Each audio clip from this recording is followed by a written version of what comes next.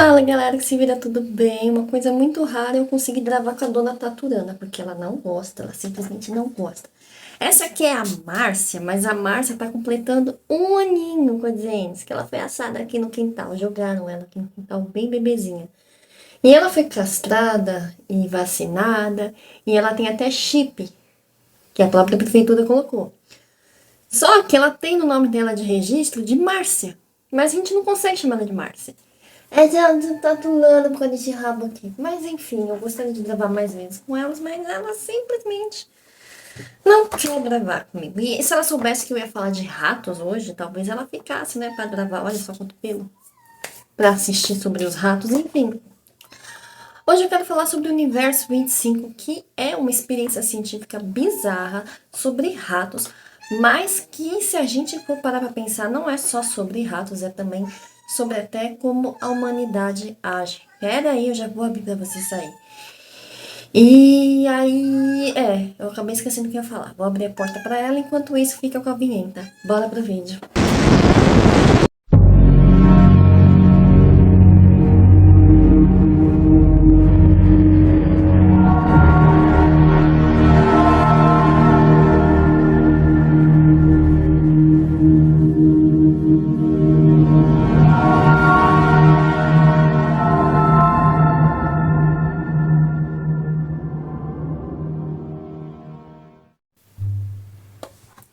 E sejam todos muito bem-vindos a este canal. Se você for novo ou nova por aqui, por favor, se inscreva neste canal, curte, comenta, compartilha e ativa o sininho de notificações, que é para você saber quando que tem vídeo novo. O meu nome é Maria Cláudia e este é o canal Depois dos 30 a gente se vira.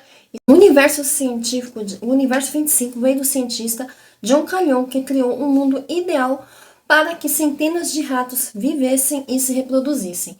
O trabalho é considerado um dos mais assustadores da história porque trouxe resultados bizarros e, mesmo repetido diversas vezes, apresentou resultados muito similares.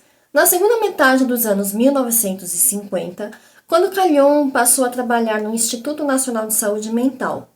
Mas, especificamente, Calhoun construiu o chamado Paraíso dos Ratinhos, que é, na verdade, um espaço especialmente projetado para que todos os roedores tivessem abundância de comida e água. Então eles iam se fartar de tanto comer, sem parar, beber água, com um grande espaço habitável, agradável para todos eles.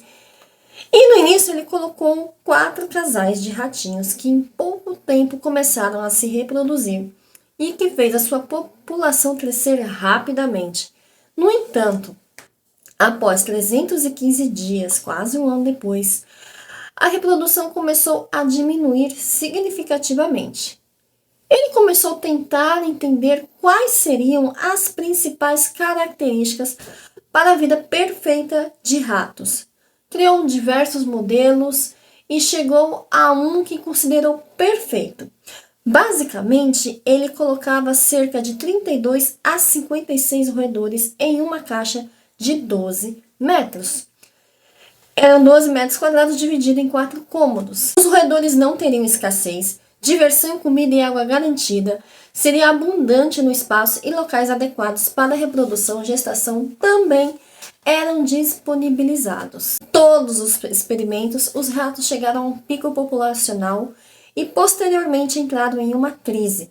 Então, conflitos hierárquicos e incidentes de saúde mental acometiam a população de forma generalizada, no que Calhoun cunhou como o ralo comportamental, conforme a descrição do autor dada na Scientific American de 1962, sobre o comportamento social dos ratos durante o ápice demográfico dos seus experimentos. Muitas ratas eram incapazes de levar uma gravidez até o final, ou quando conseguiam, de sobreviver a partir da ninhada, né? Porque um número ainda maior após a dar à luz, né? Elas acabavam falecendo. Entre os machos, os distúrbios de comportamento iam desde desvios sexuais até canibalismo e de hiperatividade frenética, até um quadro patológico no qual os indivíduos emergiam para comer, beber e se mover apenas quando outros membros da comunidade estivessem dormindo. A organização social dos animais mostrou uma igual ruptura, disse ele no texto que ele elaborou após concluir a sua experiência. Então, voltando, quando ele formou uma sociedade de 600 roedores, formou-se uma hierarquia entre eles e depois apareceram os chamados miseráveis. Os maiores roedores começaram a atacar o grupo com o resultado de muitos machos começarem a colapsar psicologicamente. Como resultado, as fêmeas se protegeram e, por sua vez, se tornaram mais agressivas com as suas crias. Com o passar do tempo, as fêmeas começaram a mostrar comportamentos cada vez mais agressivos, elementos de isolamento, falta de ânimo reprodutivo, houve uma baixa taxa de natalidade e, ao mesmo tempo, um aumento da mortalidade em roedores mais jovens. Então surgiu uma nova classe de roedores, os machos, os chamados os ratos lindos. Eles se recusaram a acasalar com as fêmeas ou lutar pelo seu espaço. Eles só se comportavam em comer e dormir. Eles só comiam e dormiam, tipo assim, eles olhavam, fuck, sociedade, comer, dormir, comer, dormir. Gente, eu já vi muito isso por aí, tá acontecendo na humanidade no momento. Em um momento, os machos bonitos e as fêmeas isoladas constituíam a maioria da população. Com o passar do tempo, a mortalidade juvenil atingiu 100% e a reprodução chegou a quase zero. Entre os ratinhos em vias de extinção, observou-se o homossexualismo e, ao mesmo tempo, aumentou o canibalismo, apesar de haver abundância de comida. 2 anos após o início da experiência, nasceu o último bebê da colônia. Da colônia, gente, agora eu desfoncei de vez. A fonte comum desses distúrbios tornou-se mais aparente e dramática nas populações nas primeiras séries de 3 de nossos experimentos, no qual observamos o desenvolvimento do que chamamos de ralo comportamental. O que é esse ralo comportamental? Os animais se aglomeravam em maior número em um dos quatro cercados interligados na qual a colônia era mantida. Até 60 dos 80 ratos em cada população experimental se agregavam em um cercado durante os períodos de alimentação. Os indivíduos raramente comiam sem estar na companhia de outros ratos. Como resultado, densidades populacionais extremas se desenvolveram num cercado escolhido para comer, deixando as outras populações esparsas. Nos experimentos em que o ralo comportamental se desenvolvia, a mortalidade infantil chegava a porcentagens de até 96% entre os grupos mais desorientados da população. Sempre os mais desorientados, né? Os que têm menos conhecimento. Né? O universo 25 se chama assim exatamente por ser a 25ª repetição deste processo. Então foram vários processos iguais. De uma população de quase 2.000 indivíduos, uma classe de miseráveis começou a surgir e a grave densidade populacional começou a fazer com que os ratos se atacassem. Então, gente, em todas essas experiências, né, os indivíduos começam a se atacar quando tudo fica difícil para eles, né? No dia 560 do experimento, o crescimento populacional cessou. E 40 dias depois, uma queda na população começou a ser registrada. Logo após isso, os ratos começaram a se matar. A população foi completamente extinta após algumas semanas. Será que é possível traçar paralelos entre o universo 25 e a humanidade? Talvez, né? A gente tem que tentar entender que a humanidade ela tem meios de raciocinar, né? De compartilhar as coisas, mas não é bem isso que a gente vê por aí. Densidade populacional pode até ser um problema, mas as estruturas sociais fazem com que as coisas sejam mais complexas para a nossa gente. E ainda que deixemos de existir algum dia, é certo que a explicação não será dada por uma experiência, né, com ratos de laboratório. John Calhoun, ele afirma que em 1973 ele matou o último rato do universo 25. John Calhoun repetiu essa experiência tantas e tantas vezes e o resultado sempre era similar. O trabalho de John Calhoun tem sido usado como modelo para interpretar o colapso social e sua pesquisa serve como ponto focal para o estudo da sociologia humana. O experimento 25 foi realizado pelo psicólogo e etólogo norte-americano John Calhoun para identificar como é o comportamento de animais vivendo em superpopulações num espaço inadequado. Não sei se é inadequado, porque primeiro ele cria um paraíso e esse paraíso vira o inferno depois que começa a ter muitos indivíduos, não é mesmo? Então, assim,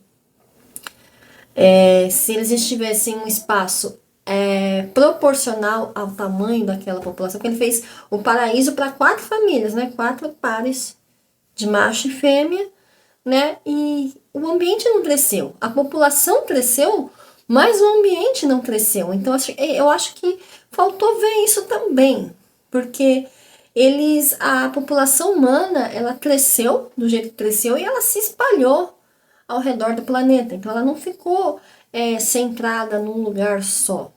Então, assim, dá para ter uma ideia que se a gente cercasse um bando de pessoas, talvez, né, agiriam assim ou parecido, mas não é a mesma coisa, né? Nós temos, né, espaço. Se de repente tivesse feito essa mesma experiência, mas a cada geração ampliasse o espaço fosse proporcional ao espaço para 4 casais, mas aí se multiplica, assim, que era antes, talvez a experiência tenha tido outro resultado, porque ele fez 25 experimentos exatamente iguais. Se ele tivesse pensado nisso, bom, vamos ampliar o espaço deles, não sei, talvez o resultado pudesse ser um pouco diferente, né? O ambiente continha rampas, paredes medindo 1,5 m e uma área de ninhos. O experimento reuniu inicialmente 4 ratos que foram se multiplicando até chegar aos 600. Como eu já disse, né, acabei de falar, os ratos enfrentaram diversos problemas como falta de espaço, superpopulação, escassez de recursos e competição entre eles. Conforme o experimento avançava, os ratos começavam a apresentar comportamentos estranhos, como agressividade, apatia e falta de interesse sexual.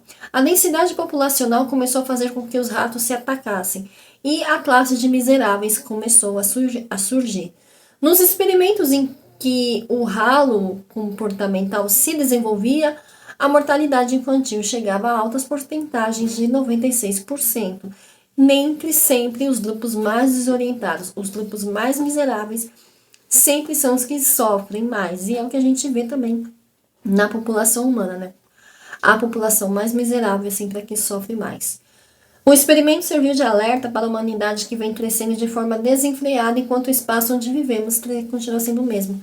Não exatamente, né?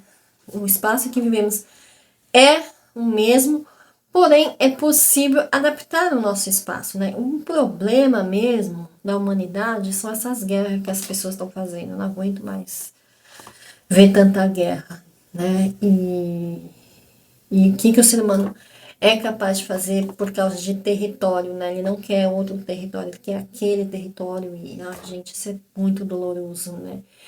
John Ben Calhoun nasceu dia 11 de maio de 1917 e viveu até 7 de setembro de 1995. Foi um psicólogo e etólogo americano conhecido por seus estudos de densidade demográfica e seus efeitos sobre o comportamento. Ele afirmou que os efeitos da superpopulação em ratos de laboratório foram um sombrio modelo experimental para prever o futuro da raça humana. Durante seus experimentos, Calhoun cunhou um termo halo comportamental para descrever esses comportamentos de aberrações na população de alta densidade demográfica e belos comportamentos para descrever indivíduos passivos que se isolaram de todas as interações sociais. Seu trabalho ganhou reconhecimento mundial, ele apareceu em conferências ao redor do mundo e sua opinião foi procurada por diversos grupos, incluindo a NASA e o júri do Distrito de Colômbia, para tratar da sua população, da superpopulação nas prisões locais. Se já era difícil para um monte de rato conviver junto no mesmo ambiente, imagina isso numa detenção. Com pouco recurso, pouco espaço e muita gente, como eles não devem também se atracar entre si, né? Vai ter o grupo dos que mandam e o grupo dos miseráveis, então isso é bem complicado, né?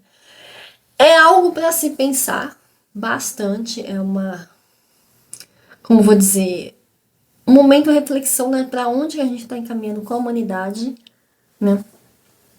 E o que a gente poderia fazer para melhorar? Eu nem sei o que dizer que a gente pode fazer para melhorar, porque cada dia que eu ligo a TV, a notícia lá das guerras que estão acontecendo, eu fico tão triste. Enfim, eu não sei mesmo como a humanidade pode melhorar. Os ratos não deram essa resposta de como que a humanidade pode melhorar. Na verdade, a gente só tá vendo a humanidade se definhar cada vez mais. Infelizmente. E é isso, gente. Muito obrigada por ter assistido o vídeo de hoje. Se você gostou, chegou até aqui e ainda não é inscrito, então, por favor, se inscreva. Diz nos comentários o que você achou dessa experiência, se você já tinha ouvido falar dessa experiência. Eu já tinha ouvido falar dessa experiência, mas não tinha lido tanto a fundo. Ela é uma das experiências mais interessantes, né? Deveria também ser objeto de estudo em sociologia, enfim. Mas é isso. Um beijo e até o próximo vídeo. Tchau!